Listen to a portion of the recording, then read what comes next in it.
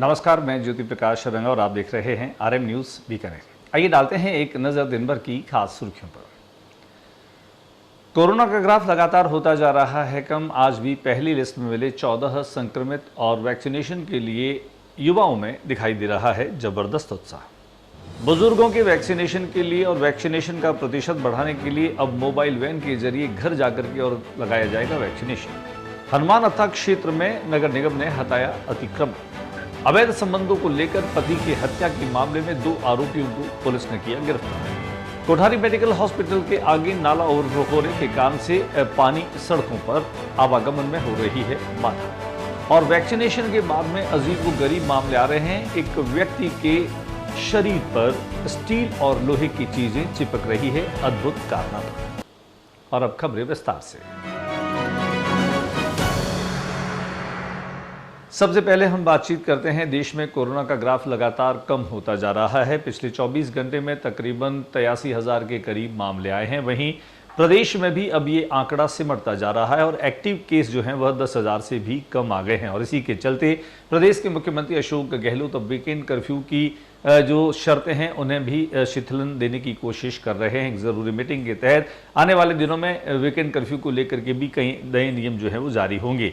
बीकानेर की बात करें तो हम यहाँ पर आज जो पहली लिस्ट जारी की गई थी शनिवार को, उसमें केवल 14 व्यक्ति संक्रमित मिले। यह अभी पिछले कई दिनों से 25 और 30 के बीच में मामला जो है वो अटका हुआ है। एक्टिव केस भी अब कम हुए हैं और रिकवर जो है वो लोग लगातार कर रहे हैं। कुल मिलाकर के बीकानेर में वैक्सीनेशन की जो स्थिति है वह भी बेहतरीन स्थिति में है, जहां पर युवाओं में वैक्सीनेशन को लेकर खासा उत्साह दिखाई दे रहा है। वहीं हम बीकानेर के पीवीएम अस्पताल के आसपास और लॉकडाउन की कंडीशंस को नजर डालें तो वीकेंड कर्फ्यू का असर भी जो है वो साफ तौर पर दिखाई दे रहा है। आज भी जो है वह वीकेंड कर्फ्यू के चलते दुकानें बंद रही, बाजार बंद रहे और बाजार में घूमने वाले लोगों पर आज पुलिस की सख्ती का जबरदस्त पहरा रहा।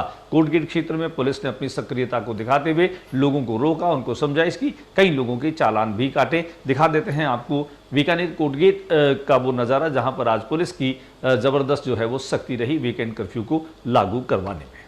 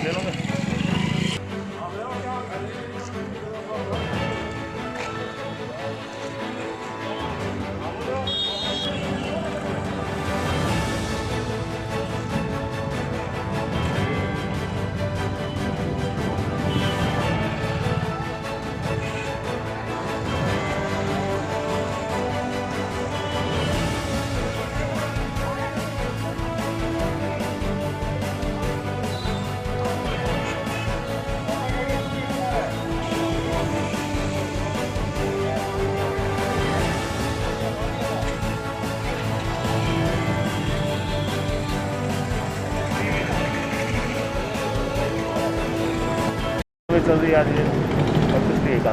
आज जैसा कि सबको पता है कि वीकेंड कर्फ्यू चल रहा है 2 दिनों का 48 घंटे का। उसके लिए जो बेवजह घर से बाहर घूम रहे हैं तो बिना कारण के उनके खिलाफ उचित कार्रवाई की जा रही है, उनको रोक के समझाइश की जा रही है। किस तरह की कार्रवाई कर रहे हैं? समझाइश कर रहे हैं, चालान समझाइश करके जो उनको समझाइश की जा रही है और जो बेवजह घूम रहे हैं उनके खिलाफ चालान काट के उनको कर देते। नाम बताओ। दुर्गा चौथ। बात करते हैं वैक्सीनेशन की। बीकानेर में वैक्सीनेशन को लेकर के युवाओं में भी जबरदस्त उत्साह है। बीकानेर के अनेक स्वास्थ्य केंद्रों पर लोगों ने आज उत्साहपूर्वक जो है वो वैक्सीनेशन करवाया। आपको दिखाते हैं बीकानेर की अलग अलग स्वास्थ्य केंद्रों का नज़ारा जहां पर आज लोगों ने वैक्सीनेशन करवाया।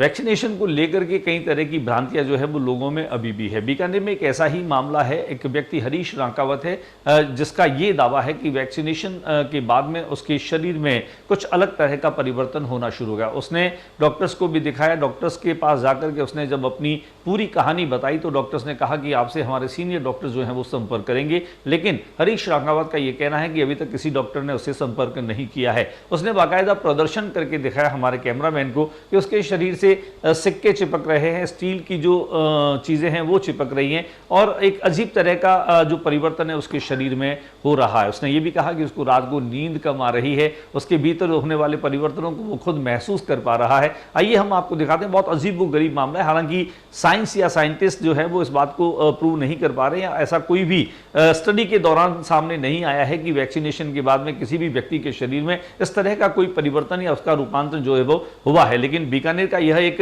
अलग सा उदाहरण है और हमारे कैमरा प्रतिनिधि ने हरीश रांकावत से बातचीत भी की, तो आपको दिखाते हैं और सब कुछ जो वो कह रहा है वो बाकायदा उसके शरीर पर उसने करके भी दिखाया। दिखाते हैं आपको भी ये पूरा का पूरा दृश्य।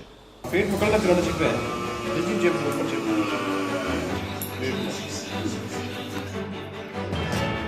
केस मत चिपी कौन केस मत कौन पीछे चिपी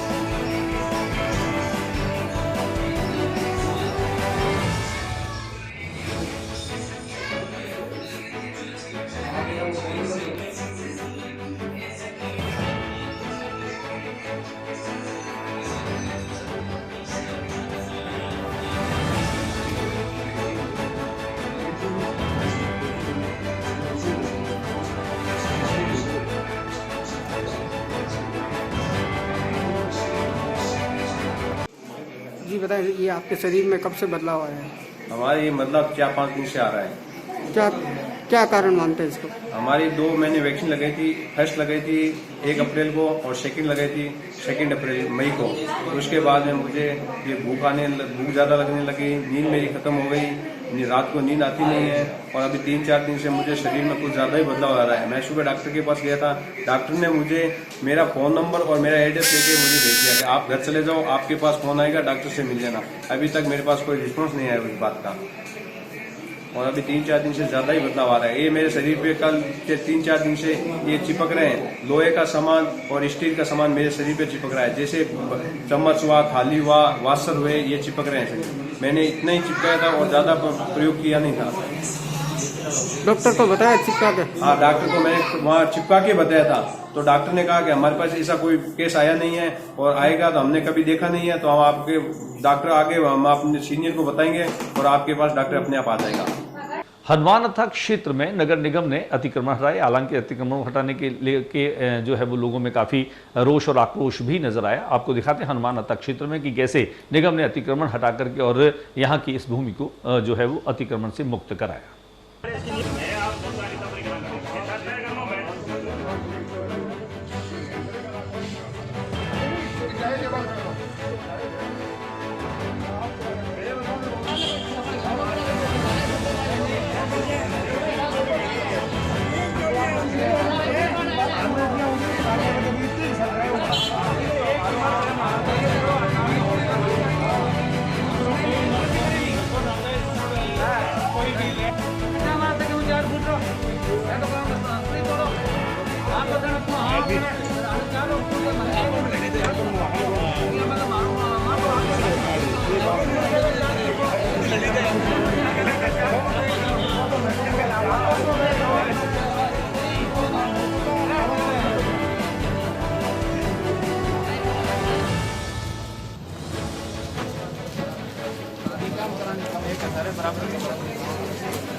बढ़िया है। खड़े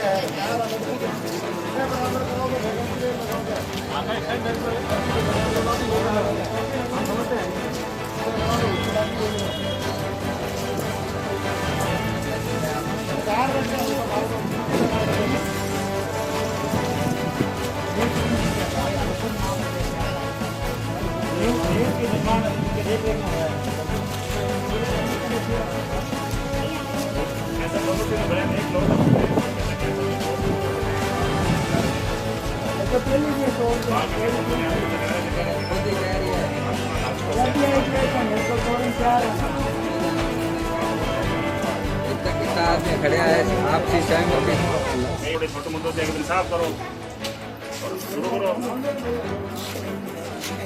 6 महीना हमारे वार्ड की शिकायत पेंडिंग पड़ी है। 31 नहीं नोटिस 31 साहब मेरा निवेदन होना 31 है और बाकी जो क्योंकि 1 तारीख को शिकायत है आज तक नोटिस नहीं निकले उनको। क्यों ये दुकाना सही चल रही है क्या? या गंगा सिंह जी का राज है? एक आदमी को राज होता है ना तो हो जाता पूरा ही काम। वही तो कह रहा वीडियो रिकॉर्डिंग टीवी में डाली हुई है ताजा खबर।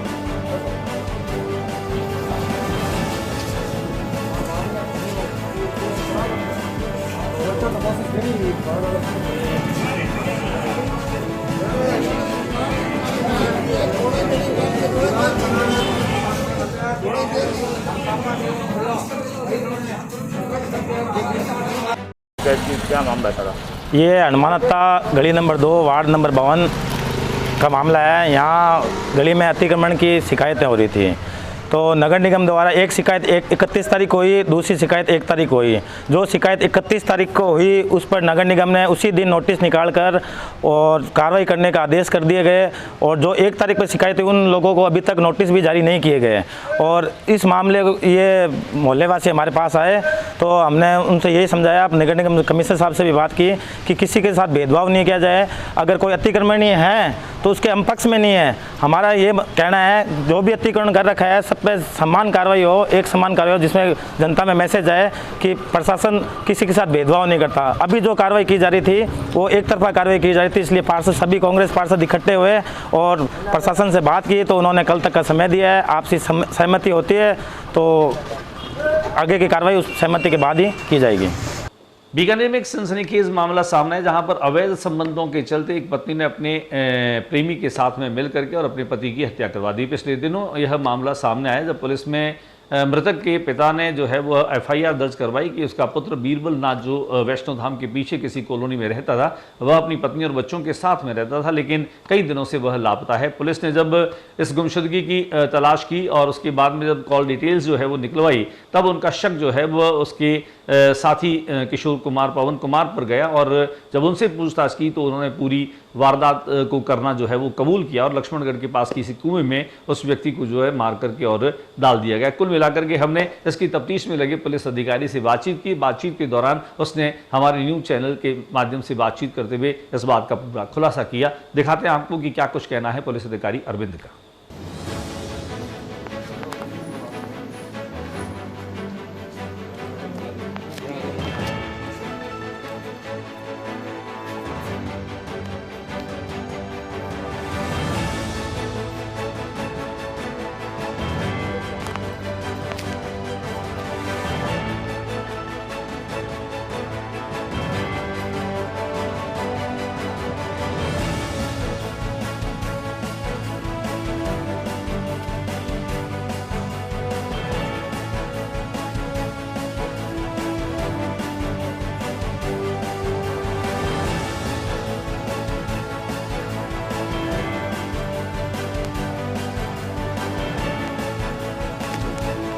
कितने लोगों को इसमें गिरफ्तार किया गया?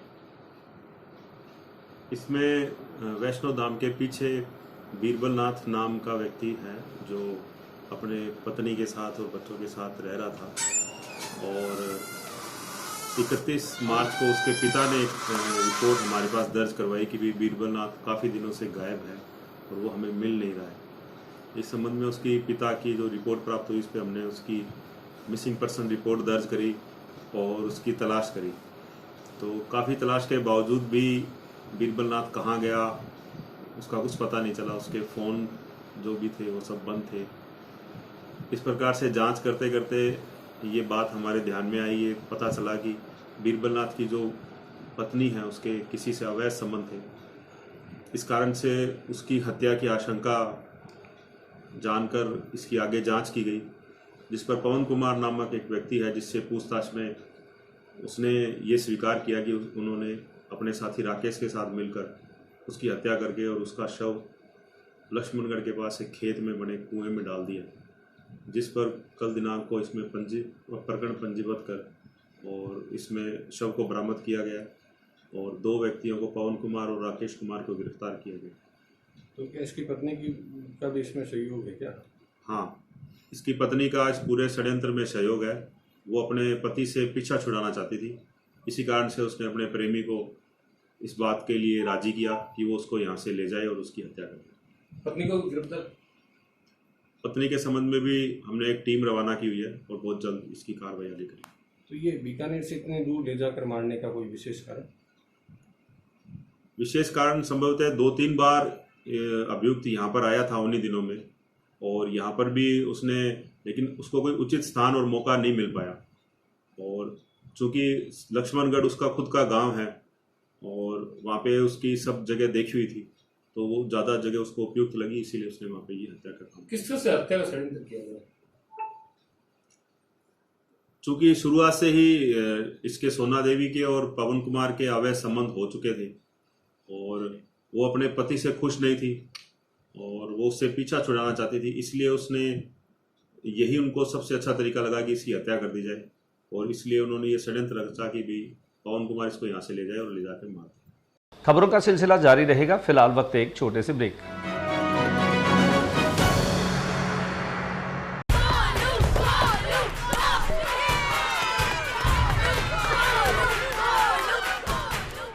If Arjun is batting, why are we cheering for Golu? He isn't even here. Arey, you don't know. He hasn't come so that we don't get infected. Spread of novel coronavirus disease can be stopped. Staying away from public places when you have fever with cold and cough could stop spreading it. Help us to help you. Visit your nearest health facility if you have cough, fever or difficulty in breathing, or contact helpline number 9111 2397 8046.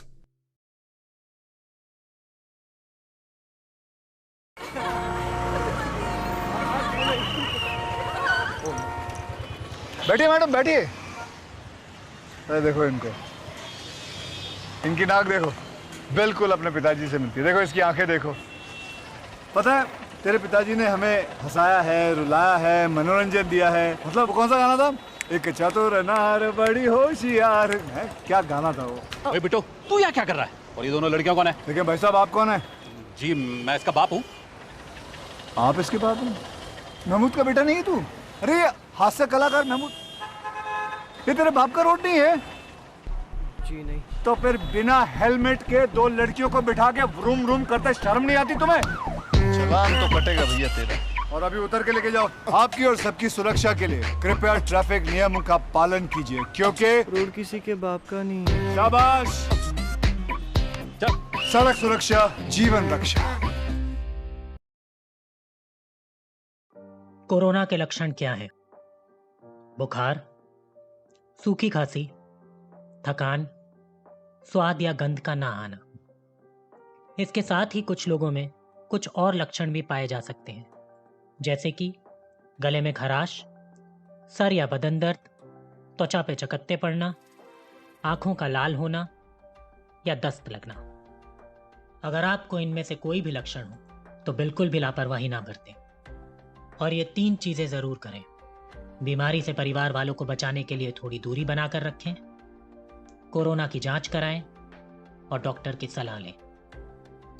सफाई भी, दवाई भी, कड़ाई भी, जीतेंगे corona से लड़ाई भी। ब्रेक के बाद एक बार फिर आपका स्वागत है और चलते चलते डालते एक नजर आज की खास खबरों पर। लॉकडाउन के चलते चोरियों की वारदात जो है वह भी लगातार शहर में बढ़ती जा रही है। यह मामला है बीकानेर के धरणीधर मंदिर के आसपास का, जहां पर मोटरसाइकिल चोरी होने का जो है वो मामला सामने आया है। सीसीटीवी फुटेज में भी मोटरसाइकिल चोर को जो है वह साफ तौर पर देखा जा सकता है। यहाँ पर रहने वाले लोग जो है वो बता रहे हैं कि पिछले 2-3 दिनों से इस तरह की वारदातें हो रही हैं। आज गंगाशहर थाना जाकर के इस बात की जो है वो प्राथमिकी दर्ज करवाई। हम आपको दिखा देते हैं पहले सीसीटीवी फुटेज में कि ये कौन युवक है जो इस तरीके से बाइक जो है वो उठा करके ले जा रहा है।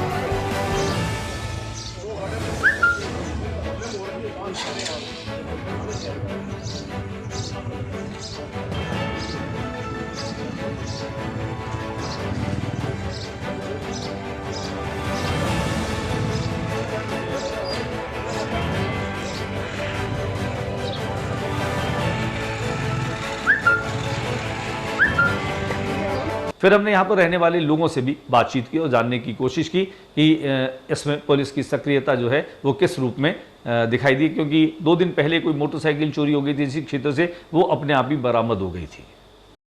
सर कल आए थे हम, मेरे घर के बाहर सीसीटीवी कैमरे लगे हुए हैं। धरणीधर मंदिर के पास में मेरा घर है, धरणीधर मेल खेल मैदान के पास में।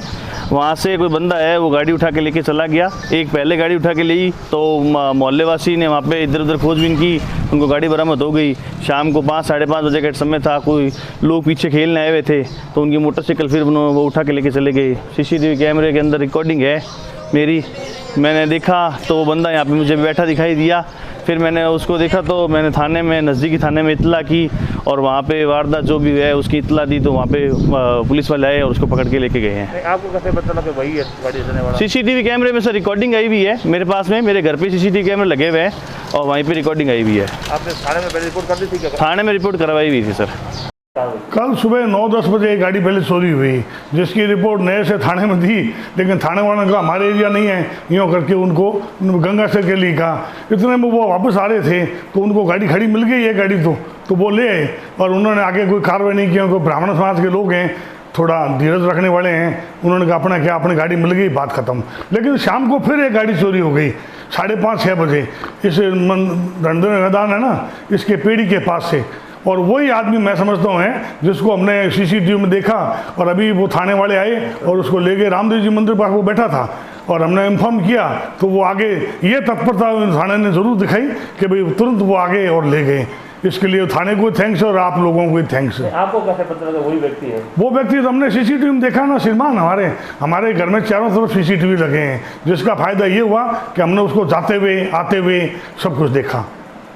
और बात करें हम सीवरेज और नालों के ओवरफ्लो होने की, अभी मानसून तो आना बाकी है, लेकिन कोठारी मेडिकल हॉस्पिटल के पास में जो नाला है उस नाले का पानी लगातार सड़कों पे आ रहा है और सड़कों पर आने की वजह से, चूंकि ये एक मुख्य मार्ग भी है और यहाँ पर आवागमन भी बहुत ज़्यादा रहता है, परिवहन भी बहुत ज़्यादा रहता है, इसके चलते सड़क पर पानी जो है वह आने जाने वाले आवागमन में और परिवहन में बहुत बड़ी बाधा या मुश्किलें पैदा करता है। दिखा देते हैं आपको कोठारी हॉस्पिटल के पास का वो नज़ारा जहाँ पर नाला ओवरफ्लो होने के कारण से गंदा पानी सड़कों पर आ रहा है।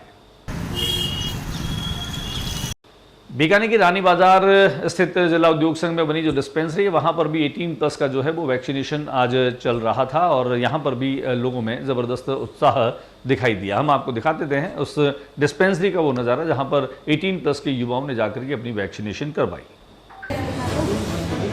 8 मई को 2 लगी हुई है, 2 वैक्सीन है, 45+ में आपके कितने? वो 45+ में आता है, ठीक है ना? जब 45 प्लस का अवेयर होगा ना तब उसी दिन आज 18 प्लस आप पता करना है उसके लाभ को नहीं आप मुझे कल आ सकते हो।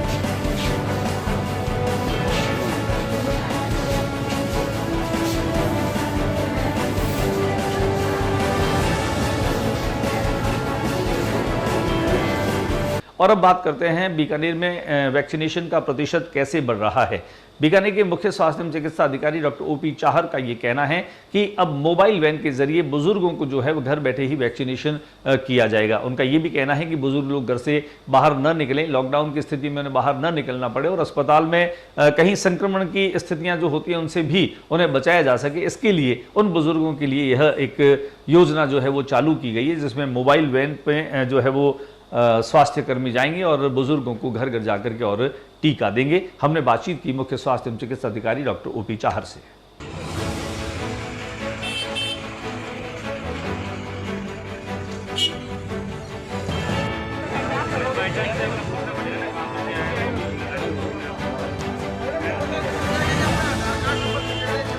आपके नंबर बता